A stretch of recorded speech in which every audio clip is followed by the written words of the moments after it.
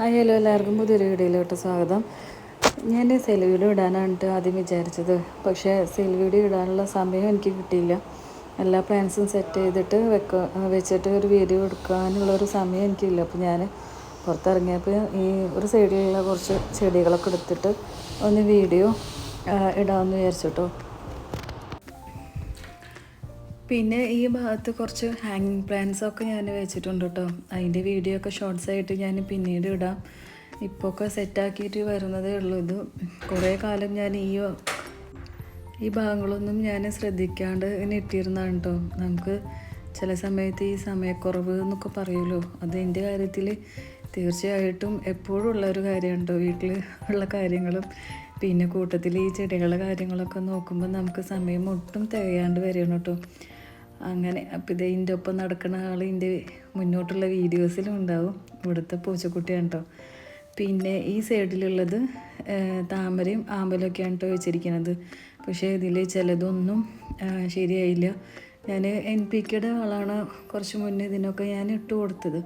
പക്ഷേ ചിലത് ശരിയാവും, ചിലത് ശരിയാവില്ല. അങ്ങനൊരു ഡയലോഗ് ഉണ്ടല്ലോ, അതേപോലെ തന്നെയാണ് കേട്ടോ ഇതിലെ കാര്യങ്ങളും. കാരണം ഈ ഒച്ച് നല്ലോണം ഉണ്ട് ചില പോട്ടിലൊക്കെ. പോരാത്തതിന് വേറൊരു ചെറിയൊരു പ്രാണിയും ഒക്കെ കൂടി വന്നിട്ടുണ്ട് കേട്ടോ.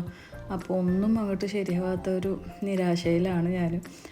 അപ്പോൾ ഇനി ഇതെല്ലാം ഒന്നും കൂടി സെറ്റാക്കി എടുക്കേണ്ടതുണ്ട്.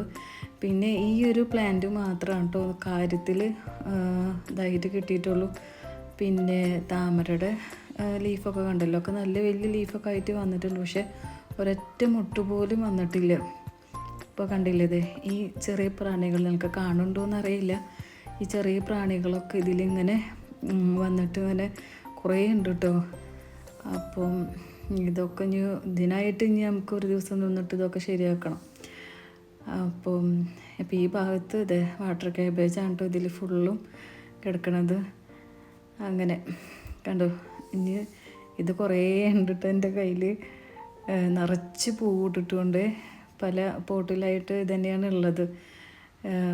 നന്നായിട്ട് പൂ വിരിഞ്ഞിട്ടുണ്ട്. ഒരു വെള്ള സുന്ദരി പൂവാട്ടോ ഇതിനുണ്ടാവുന്ന.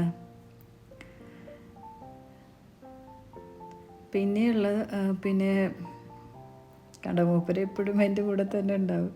പിന്നെ ഉള്ളത് ഈ ഒരു കലേഡിയം പോലത്തെ ഒരു വാട്ടർ പ്ലാന്റാണ് കേട്ടോ അടുത്തുള്ളത്.